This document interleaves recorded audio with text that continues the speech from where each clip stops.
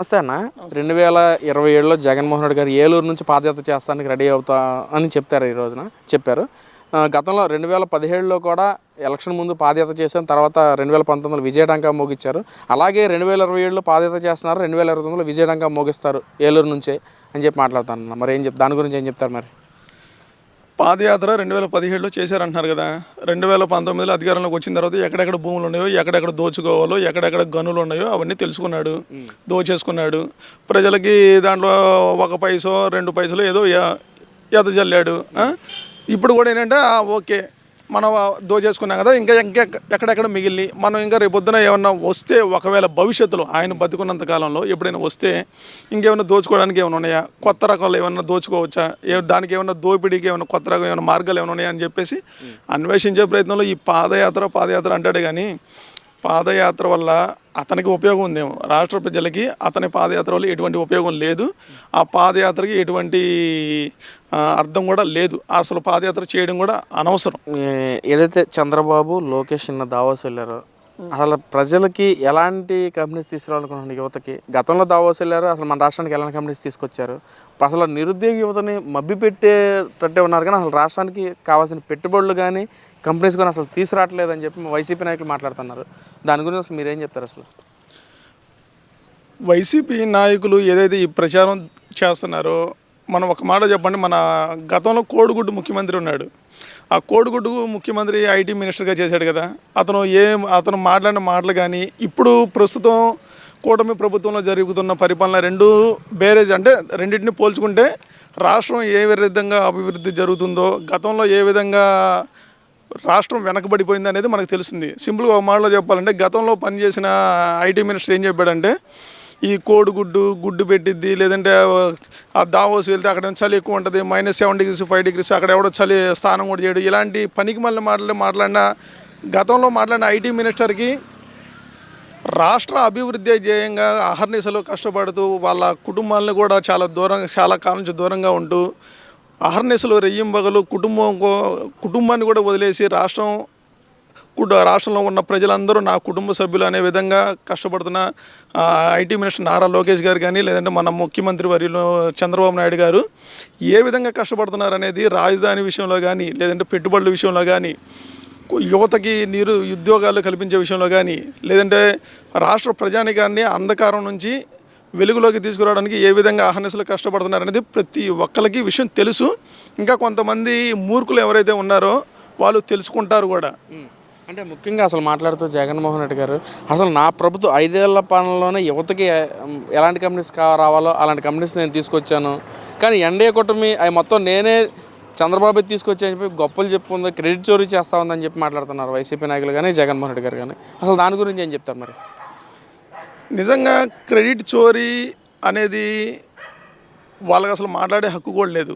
ఈ జగన్మోహన్ రెడ్డి గత 5 సంవత్సరాలు పరిపాలించిన కాలంలో అయితే కొన్ని ఎంఎన్సీ కంపెనీలు కానీ, కొన్ని వందల కంపెనీలు మన రాష్ట్రం నుంచి తరలిపోవడం చూసాం. ఉదాహరణకి అమరాన్ ఉంది, అమర్ రాజా అదొకటి ఉంది కదా, అదొకటి లూలు బ్రాండ్స్కి సంబంధించింది కానీ, లేదంటే ఇంకా కొన్ని కంపెనీలు అసలు రాష్ట్రంలో పెట్టుబడి పెట్టడానికి కూడా భయపడిపోయినాయి. ఎందుకంటే వీళ్ళు ఎక్కడ వాటిని లంచాలు అడిగి, లేదంటే వాళ్ళ పర్సంటేజ్లు అడిగి అవినీతికి పాల్పడతా రాష్ట్రానికి ఇది రాష్ట్రం మా సొంతది, ఇది మా సొంత హక్కు, ఇదైతే వాళ్ళ సొంతగా సంపాదించిన ఆస్తిలాగా వైసీపీ నాయకులు భావించారు తప్ప ఎక్కడ కూడా రాష్ట్ర ప్రజానికానికి ఈ క్రెడిట్ అనేది ఎక్కడైతే ప్రజలకు ఇవ్వదలుచుకోవాలి. పూర్తిగా వాళ్ళు వైసీపీ నాయకులే క్రెడిట్ తీసుకోదలుచుకున్నారు. ఏ విధంగా అంటే అణచివేతల విషయంలో పూర్తి క్రెడిట్ వాళ్ళదే, అవినీతి విషయంలో పూర్తి క్రెడిట్ వాళ్ళదే, దొంగతనాల విషయంలో దౌర్జన్యాలు, దోపిడీలు, ప్రతి ఒకటని కాదు, అసలు కులం, మతం, అది ప్రతి విషయంలో కూడా క్రెడిట్ పూర్తిగా అణిచివేయడంలో, రాష్ట్ర ప్రజానికాన్ని ఇబ్బంది పెట్టడంలో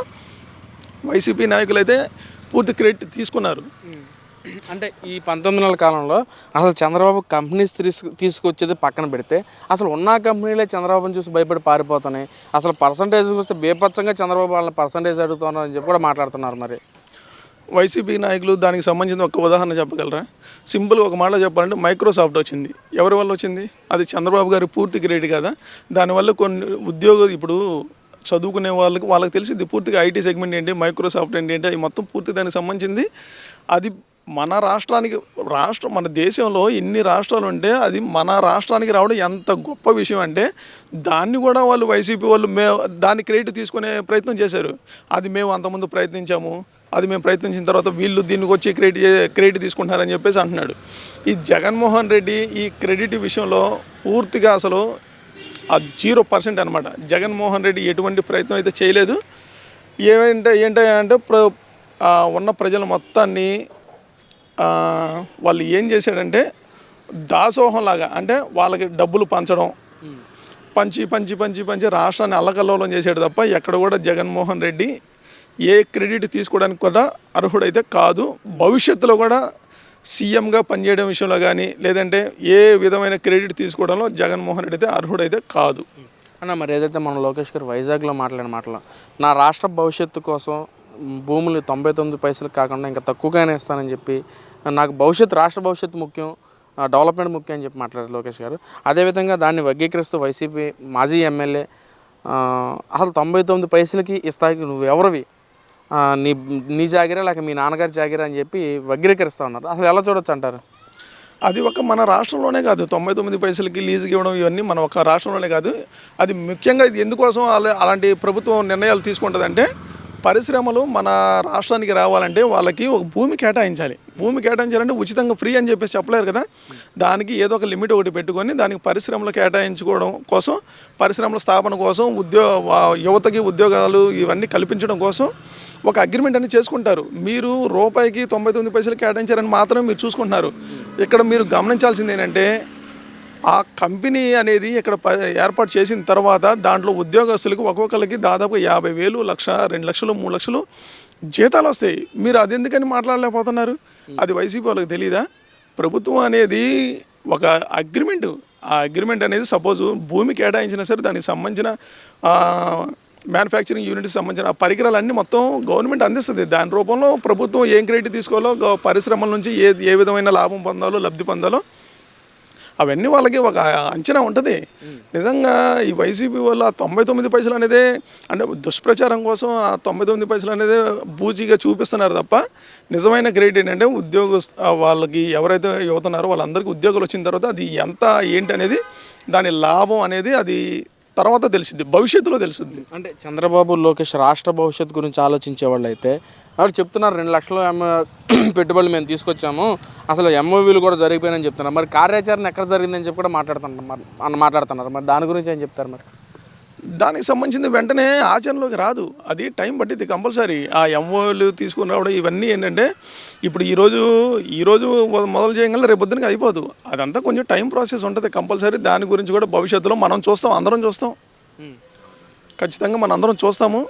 అది ఏంటనేది అది మంచిగా చెడుగా అనేది భవిష్యత్తులో రాష్ట్ర ప్రజానికం గమనిస్తారు.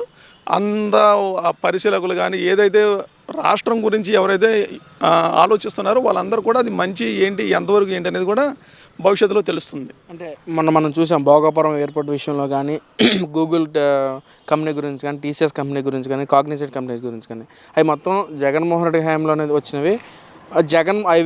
జగన్మోహన్ రెడ్డి కానీ లేకపోతే అసలు అవి మన రాష్ట్రానికి వచ్చేవి కాదు అని చెప్పి కూడా వైసీపీ నాయకులు మాట్లాడుతున్నారు. దాన్ని కూడా చంద్రబాబు వర్గీకరిస్తూ తన పేరే చెప్పుకుంటున్నాడు, క్రెడిట్ చోరీ చేస్తానని చెప్పి మాట్లాడుతున్నారన్న. మరి అదేం చెప్తారు? మరి ఒక మాటలో చెప్పాలంటే అభివృద్ధి అంటే తెలుగుదేశం, అభివృద్ధి అంటే చంద్రబాబు, అణిచివేత, అవినీతి, హత్యలు, కులాంకారాలు ఇవంటే జగన్మోహన్ రెడ్డి. ఉదాహరణకు ఒక మాటలో చెప్పాలంటే ఇంక దాన్ని బట్టి మీరు ఏం అర్థం చేసుకుంటారో చేసుకోవచ్చు.